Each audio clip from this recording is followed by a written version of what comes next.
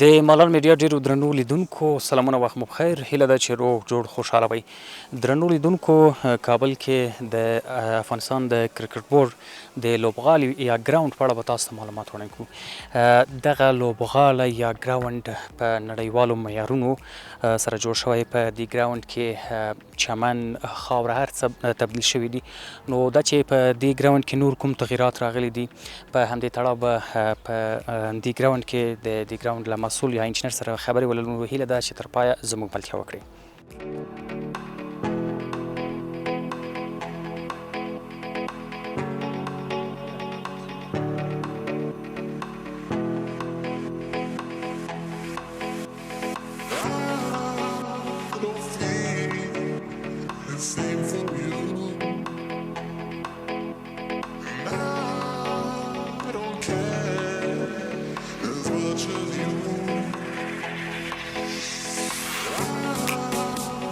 قدرمن لیدونکو ډیره مننه کوو بیا هم ښه راغلاست همدلته میدان کې به یا لوبغالي کې به د انجینر سره خبرې ولرو چې د کرکټ د میدان یا لوبغاړي په اړه به په تفصیل سره موږ ته معلومات راکړي انجینر صاحب ډیره مننه چې موږ ته وخت راکړ که په لومړي کې لیدونکو ته خپل ځان معرفي کړي مننه تاسو نه ډیره زیاته مننه زما نوم انجینر ممتاز عمرزی د افغانستان کرکټ بورډ کې د فسیلیټي اینډ ټرف ډپارټمنټ منیجر یم چې د میدانونو او اکاډمیانو مسؤلیت ما په غاړه دی ډیره مننه کوم انجینر صاحب که د میدان په لوبغاړي په اړه معلومات راکړئ د پخوا په پرتله کوم تغیرات تاسو پکې راوستي د کابل په لوبغاړي کې نظر د پخوا نه زښته زیات تغیرات کې راغلي دي چې مخکې چمن چې و د لوبغاړي چمن غیر سټنډرډ و غیر سټنډرډ په دې معنی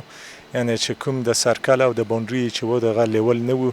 او د چمن نوعیت هم یو قسم نه و یعنی 4-5 قسمه چمن کې راختلی و او بل د وکټ یعنی د پیچونو هغه کموالی و او د اوبو سیستم یې غیر معیاري و یعنی هغه کوم هغه معمول چې په دغه نورو ګراونډونو کې دی یعنی هغه د سپرینکلو په واسطه به اوبه کېدلو دا ټول نوي تغیرات کې راغلي دي چې نوموړی ګراوند موږ ټول واړولو یعنی د چمن د اته فاونډیشن پورې موږ دا ټول واړولو نوی فاونډیشن چې د په هغې کې کله چې دغه مواد لرې کړل دې ته هم په هغه سټنډرډ ډول باندې کمپکشن ورکړه کمپکشن هم وروسته دغې ته کرش واچول هغه کوم چې هغه ضرورت و ورته هغې ته هم کمپکشن وکړه بیا ممریګ سورمریګ ورته و هغه هم ورته ورکړی دی وروسته د هغې نه زراعتي خاوره یعنې موږ دغه په درې طبقو کې د دغې لیول برابر کړلو یعنې وروستۍ طبقه یې چې وه زراعتي خاوره یعنې چې په دغه کې لیول صفر شو او هغه په اصطلاح هغه لوبغالی په معیاري شکل باندې لیول شو وروسته د دغه کارونو نه موږ بیا یو قسم چمن پکې وکرلو چې هغې ته فاینډاکه ویل کېږي یعنې مخکې په دغه ګراوند کې څو قسمه چمنونه و خو مخکې وختونو کې یعنې یا به امکانات نه و یا دغه په ډېر هغه سخت شرایطو کې جوړ شوی و نو هغه چمن یې معیاري نه و نو اوس موږ یو قسم چمن پکې وکرلو چې فاینډاکه ورته وایي چې ټول کله چې د خیر دغه شین شي ټول به یو قسم چمن وي یعنې چمن یو قسم دی او دویمه د اوبو سیستم دی د اوبو سیستم چې دغه ته پاپ اپ ایریګیشن سیستم ویل کېږي چې دغه په اتومات سیستم باندې د سپرینکلې د ځمکې نه راپورته کېږي چې دغه یعنې دو ته یعنې دا هغه سیستم دی یعنې موږ د دې دپاره ټایمر لګولی دی کولی شي چې د سهاره یو ساعت دا ولګول شي اتومات په خپله چالانډي کله چې یو ساعت پوره شي بیا بیرته هغه بندي بیا وایي چې مازدیګر باید هغه اوبه شي هغه ټایم ورته برابر کړی دی په 4 بجو باندې اتومات دغه سپرینکلې چالانډي شي او چې کله یو ساعت یا 2 ساعت وخت چې موږ ورکړی وي هغه وخت چې پوره شي بیرته په خپله په اتومات شکل باندې بند شي او بل یو بل ډیر مهم شی چې مخکې به موږ دغه کومه کیمیاوي سره چې وه دغه د ګراوند ماینانو په واسطه باندې ورکوله خو اوس د هغې دپاره موږ بل همدغه پاپ اپ هغه ایریګیشن سیستم کې هم ورته عیار کړی دی هلته هم ټانکۍ ورته ایښې ده کولی شي چې د سره په هغه مایع سره په اصطلاح چې په هغه ټانکۍ کې هغه په کوم مقدار چې اوبه غواړي په هغه کې ورته میکس کوو په خپله همدغه سپرینکلې پوه شي چې ټولو نقطو ته په یو قسم باندې کیمیاوي سره ورکول کېږي ډېره مننه کوم انجینر صاحب که د چمن په اړه معلومات راکړئ دغه چمن تاسو له کومه ځایه ورته راوړی چمن موږ په خپله هلته د ننګرهار نه ورته راوړو په ننګرهار کې زیاته د هغه دي د فارمونه دي چې په هغه قسم چمنونه دي چې استرالیایي د برمودا ده پاینډاکه ده چې د هغې نه دغه کوم چمن چې موږ کرلی دی یعنې پاینډاکه دغه د دغه موسم دپاره یعنې د افغانستان د موسمو دپاره چې دی پاینډاکه نتیجه ورکوي. څومره وخت کېږي انجینر صاحب تاسو دغه کار د لوبغالي شروع کړی دی؟ موږ د فبروري میاشت آخر و چې موږ کارونه شروع کړل، خو بیا وروسته د هغه نه زیات بارانونه و، د بارانونو له امله د موږ کارونه لږ ځنډني شول. وروسته یعنې دغه پروژه موږ مکمل په 2 میاشتو کې د چمن کرله او د پاپاپ د ایریګیشن سیستم په 2 میاشتو کې تکمیل کړل.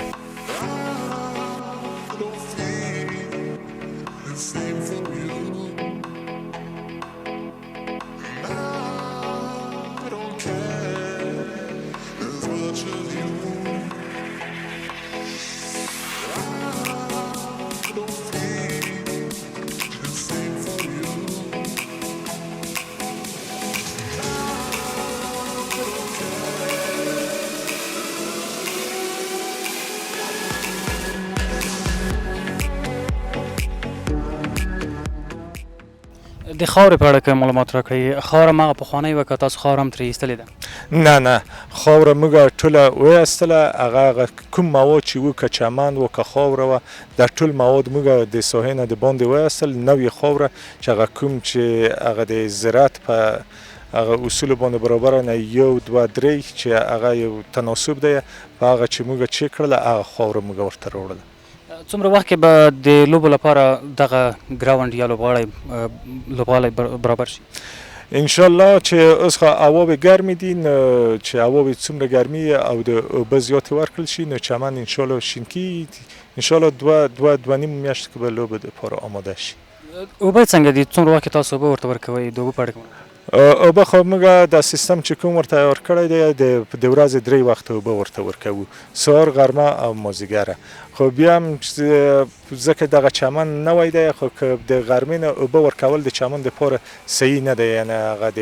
په اصولو کې صحیح نه دی. خو څنګه چې دغه تر اوسه پورې کور شوی نه دی چمن، نو باید موږ اوبه د غرمې د خوا نه ورکړو. نو چې کله چمن ټول کور شي، بیا به د سهار او د ماښام بیا به 2 ټایم اوبه ورته ورکوو.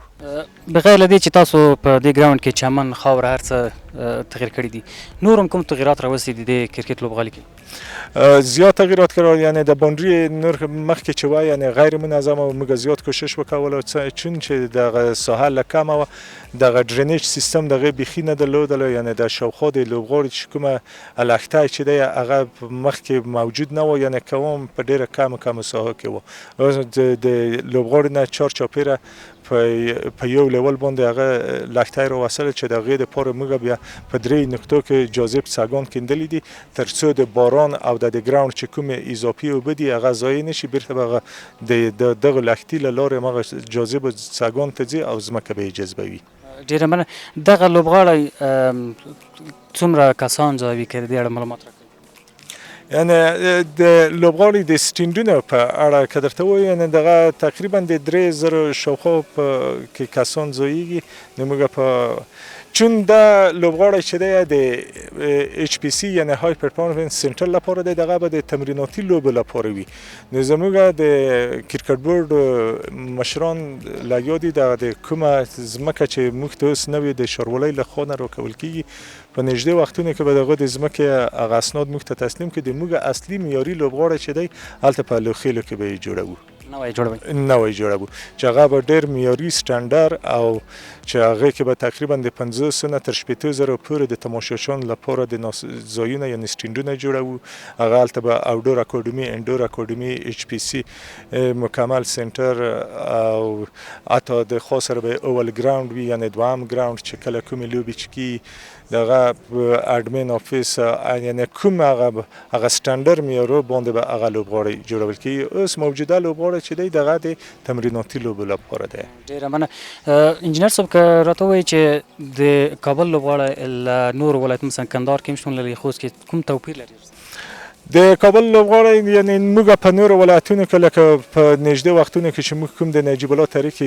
کرکټ ګراوند چې جوړ کړل هغه هم په دغه معیارونو باندې جوړ کړی دی او فقط یوازې په هغه کې د پاپ اپ ایریګیشن سیستم موجود نه دی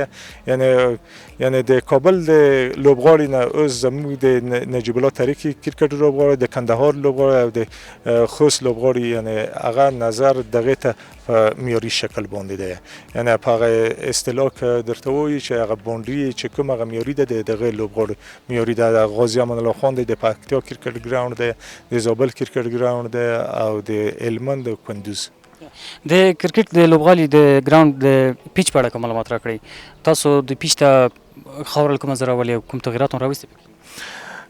بله هو د مخکې دلته څلور پیچونه شتون درلودل په دې لوبغاړو کې خو چون چې دلته د کوم وخت کې چیرته کومه داسې داخلي تورنمنټونه کې نو د څلور پیچونو د دغه لپاره کاپي نه وو او همدارنګه چې دلته به پریکټیس کیږي نو موږ پیچونه زیات کړل چې اوه پیچ موږ جوړ کړ او د پیچونه چې پاره چې ده مخصوصه خاوره ده چې هغه موږ د پاکستان ورته وروړو چې هغه دلته په افغانستان کې نه پیدا کیږي خو موږ بیا هم کوشش کوو تر څو پورې د خاور موږ سرچ کو او د پیدای کو موږ کوشش کوو چې د خاور دلته په افغانستان کې چیرته خپل سرچ وکړو که پیدا شي. ډېره مننه کوم انجینر صاحب که د وروستۍ پوښتنې په توګه راته ووایي هیوادوالو ته ستاسو پیغام څه دی؟ هیوادوالو ته د موږ پیغام دا دی چې دغه اکثره هیوادوال د موږ د هغه کوي چې دغه ساختماني کارونه څنګه دومره هغه دي زنداني شول. زه دوی ته وایم چې د ساختماني کارونه چې دي دغه لږ وختگیره وي یعنی وخت نیسي خیر به حوصله کی دی نه ان شاء الله چې په اکثر ولایتونو کې موږ کوشش کوو چې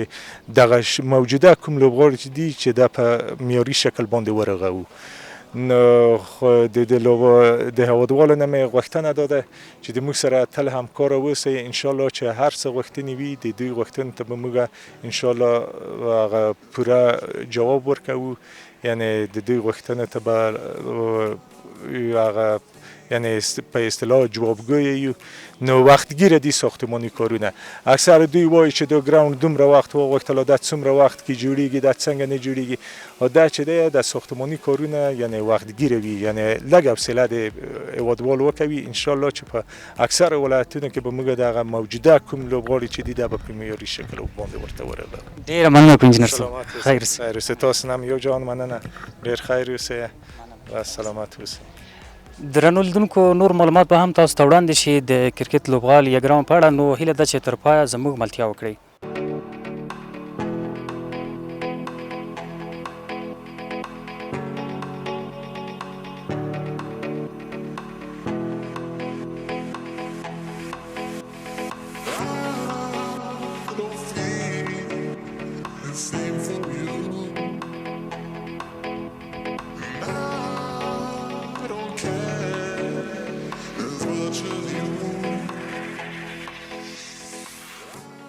درنو لیدونکو بیا هم ښه راغلاست همدلته لوبغالي کې به له یو کس سره چې دوی خپله د حفاظت یا ساتنې مسؤلیت لري نو دوی سره خبرې وکړو چې د دې ګراوند دغه چمن یا نور هر څه چې پکې شتون لري څنګه ساتنه کیږي او څومره کسان ورسره دي نو دوی نه به وپوښتو. وروره ډېره مننه په لومړی کې خپل ځان معرفي کړئ. مننه تاسو نه نوم مې نصیر احمد عرب دی د کابل ګراوند عمومي مسؤل یم او د چیف کیوریټر یعنی د مشر ویشتون ځای جوړونکی مسؤلیت یا دنده په غاړه لرم. که د دې ګراوند د چمن یا د پیچ په اړه کوم معلومات راکړئ تاسو دې ساتنه څنګه کوئ؟ زمونږ خو سهار نه روټین هم دی سهار 8 بجې چې کله رسمیات پیلیږي نو زمونږ کار شروع کیږي تر 11:30 بجې پورې نو دې کې دغه نورو کلونو په پرتله چې کابل ګراوند کې مختلف قسمه واښه کرل شو نو څه کال چې دی ټول ګراوند سره د ویشتون ځای فانډاکا واښه چې کوم معیاري او نور نړیوالو میدانو کې کرل کیږي نو هماغه واښه مو کرلی دی. د دې چمن په اړه کوم معلومات راکړئ. ځینې ځایو کې مثلا خالي ځایونه دي ځینې ځایو کې زیات چمن لري څومره وخت کې دا پوره کیږي او کوم مرحلې لري که دا تشریح کړئ؟ دا خو لومبۍ هغه کومه سخته مرحله چې وه هغه تیره ده اوس نو دا دویمه مرحله کې د نه بعد دغه واښو کټینګ کیږي یعنی ماشین باندې ریبل کیږي نو چې څومره دا په ماشین ریبل کیږي غومره دا کوم خالیګاوې چې تاسو په نظر راځي دا بیا کور کېږي ډکېږي چې څومره د اوس صورت چې موږ سره ورکو یا اوبه ورکو نو دا بره ځان جګي چې کله د واښو ګراس کټر باندې کټینګ وشي نو دا بیا لاندې او د خالي ځایونه به ټول کور شي. تاسو پیچ باندې هم دغه واښه کرلی دي، یعنی دا هر څوک نشي کولای، ځین مسؤل یې معلوم دی. او دا د پیچ او د ګروند د واښو دا چې دی عام خلک نشي کرلی، دا بیا بالخصوص د ویشتنځای واښه چې دی هغه بیا څوک په اسانه باندې نشي کرلی، هغه بیا ځان ته خپل یو تخنیک غواړي،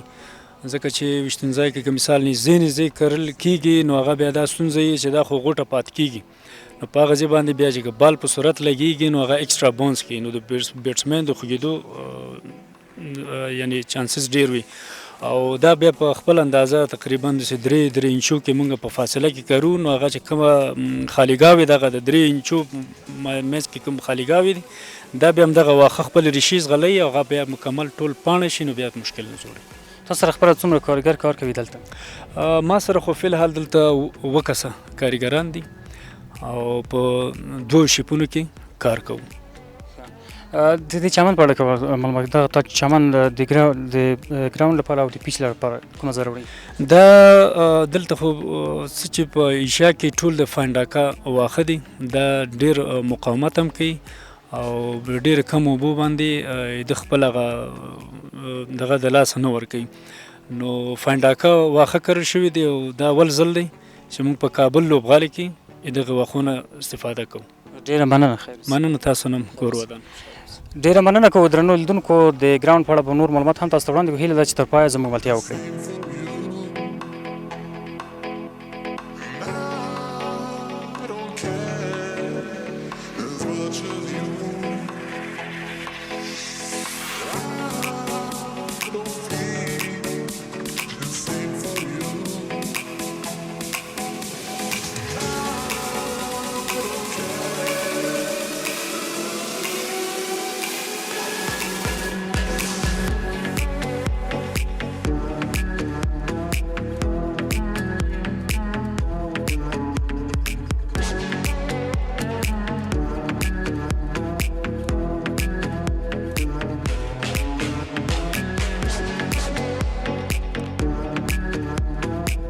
ډیرو قدرمنو لیدونکو ډیره مننه کوو چې تر دې دمه له موږ سره وئ. تاسو په دې راپور کې د افغانستان د کرکټ لوبغالي یا ګراوند په اړه معلومات واوریدل. نو تر بیا بل راپور پورې مې زه نصرت الله خوشحال په لوی او بښونکي راز سپارم. هر چیرته چې یاست ښاد آباد او خوشحاله اوسئ.